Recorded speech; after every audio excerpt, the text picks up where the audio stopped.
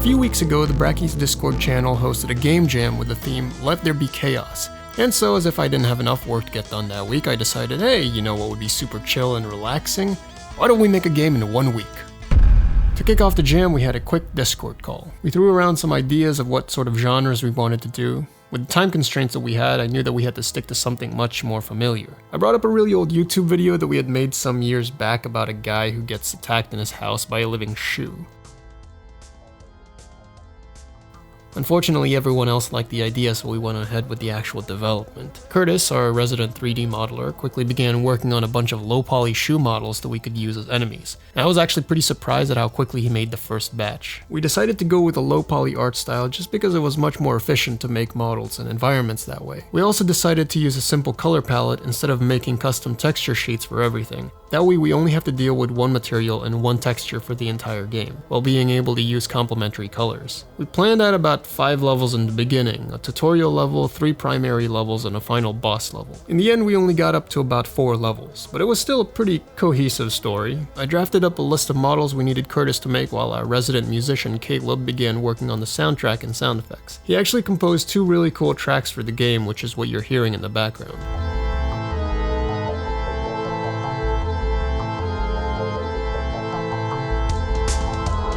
While they worked on that, I worked with our other programmer, Callum, to start laying out the gameplay systems. I've been a big fan of FPS games growing up, and I've been especially into retro-style FPS in the past year. Games like Dusk, Ultra Kill, Quake. I've had some experience with creating an FPS character controller, so we set up a basic control scheme where you would unlock weapons by picking them up and scrolling through. My plan was to spend the first 3 days on programming, and then the remaining half of the week to design the levels. Like in most things I do, things don't go according to plan. The programming portion actually continued well until the last several hours before the deadline. My first priority was to make a character controller that felt smooth to control. I previously used a guide from a YouTuber named Play who created a really smooth character controller, and then modified it with some ideas I borrowed from a devlog of a game called Very Very Valet, in which he actually made the character hover slightly above the ground using raycasts, which prevents unnecessary clipping against ground objects. I'm not exactly sure how he did his version, but the way I did it for our character controller was to send the raycast down from the player's bottom position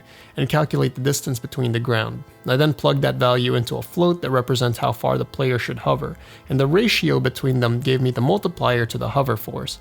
That way, the closer the player is to the ground, the more force gets applied, and the further away he gets, the less. This had a side benefit of giving the player a feeling of weight, since the camera would bob a little up and down after landing from a jump. Callum handled a lot of the system mechanics like our camera flash recharge, ammo pickups, and the chaos meter, which constantly fills up on the top left of the screen. With the character controller pretty much done after the first few days, that left me with dealing with the enemy AI. We originally had about 5 different enemy types planned out: a regular sneaker, some high tops, Crocs, moon shoes, and Heelys. We actually had them all modeled as well, but unfortunately time constraints led us to only being able to program the first 2 enemy types: a sneaker that would try to kick you, and a high top that would fling dirty sock projectiles. I wanted the first level to ease the player into the action, and admittedly it is a bit more narrative and linear than most retro FPS games, but it was mainly just to introduce some of the gameplay mechanics and the story. I wrote up a script that would act as a customizable event trigger that would be relatively modular. You could plug these empty game objects with the event trigger and link them with each other to activate specific events such as showing text on the player screen or spawning enemies. The first level takes place in a house based off of the house in the original short film. After the player escapes the house, he finds himself in a town destroyed by the evil shoes. This is where the combat really began to pick up, and the point at which we were able to start going wild with the enemy encounters. Oh, fun fact, sometimes Unity decides to just delete all the process you've made in a scene for no good reason at all. You know, it's just